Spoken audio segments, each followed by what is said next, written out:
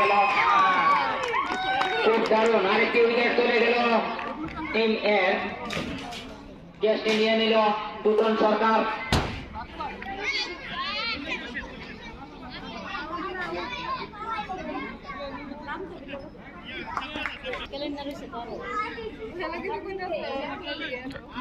Last ওভারে পৌঁছে গেল 3-3।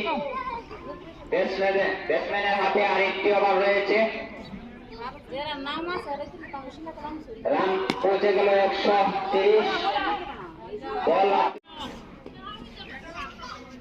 11 ওভার শেষ, লাস্ট ওভার। এখন ব্যাটসম্যান রয়েছে রমেশ দাস, খুব সুন্দর একটি চার নিয়ে নিল। সঙ্গে পাশাপাশি এখানে যারা স্থানীয় লোকরা রয়েছেন, পরিবার পরিজনরা রয়েছেন, আপনারাও আপনাদের ছেলে মেয়েদেরকে এই খেলাধুলার জন্য উৎসাহিত করে আজকে এই মাঠে পাঠিয়েছেন। সকলকে অনেক অনেক ধন্যবাদ জ্ঞাপন করছি।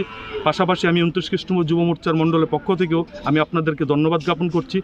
আমরা বিগত দিনেও আমি 2023-এ আমি এই একটা খেলার সূচনা করেছিলাম ক্রিকেট টুর্নামেন্টে। সেই ক্রিকেট টুর্নামেন্টের মাধ্যমে আমরা বিশেষ উৎসাহিত দেখতে পেয়েছি যুবক ভাইদের মধ্যে, এবং আমরা খুব সুন্দরভাবে এই খেলাটা পরিচালিত করে আমরা খেলাধুলা করেছিলাম। এবং এই বছরও আমরা এই ক্রিকেট টুর্নামেন্ট আমরা কৃষ্ণপুর মণ্ডলে যুব মোর্চার উদ্যোগে নিতে যাচ্ছি।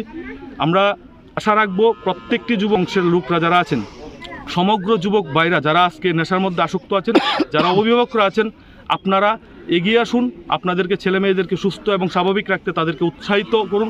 এবং পাশাপাশি যারা সমাজ বুদ্ধিজীবীরা রয়েছেন, আপনারাও ছেলে মেয়েদেরকে এই খেলাধুলার মাধ্যমে আকৃষ্ট করার জন্য আপনার প্রচেষ্টা চালু করবেন, আমি সেই আশাটুকু রাখবো। এবং আজকে আমাদের এখানে যারা দুটি টিম রয়েছেন, এ এবং বি টিম রয়েছেন, আমি আশা করি আপনাদের সুন্দর এবং শৃঙ্খলার মাধ্যমে খেলাধুলার আজকে এই শৃঙ্খলাবদ্ধ খেলাধুলার মাধ্যমে আপনারা সমাজকে এবং বিভিন্ন আমাদের এই কৃষ্ণপুরে 10টি পঞ্চায়েত রয়েছে, পঞ্চায়েতের অন্যান্য জায়গার মধ্যেও আপনারা একটা বার্তা প্রেরণ করবেন যে খেলাধুলা কীভাবে শৃঙ্খলাবদ্ধভাবে করা যায় এবং কীভাবে খেলাধুলার মাধ্যমে সমাজকে এগিয়ে নেওয়া যায়।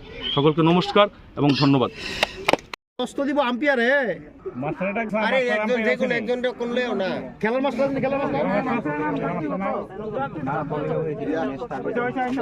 থাকতো না রে না কাকু তোমরা স্টার্টটা দেবো এক টস করে দিবি আমি স্টার্ট দেব না